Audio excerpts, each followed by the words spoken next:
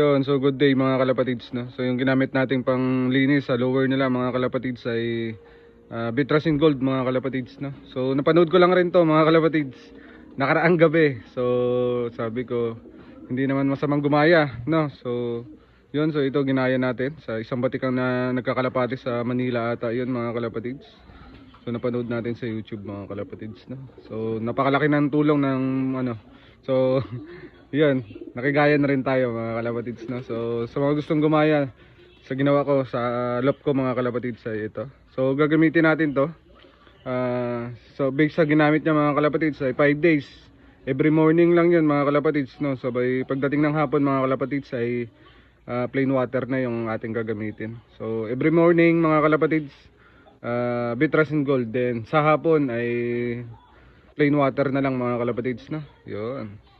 So gagayahin natin yon mga kalapatids. So 5 days na Bitrasin Gold mga kalapatids. Tapos then on, pagkatapos ng 5 days daw mga kalapatids ay magagamit na tayo ng probiotics mga kalapatids. Siyempre walang iba kundi ang El Toro Probiotics mga kalapatids yung ating gagamitin. So yun.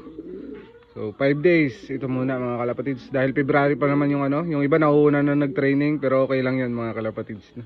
So pahuli-huli lang muna tayo mga kalapatids. Yun. So hanggang dito na lang mga kalapatids, no? Bye.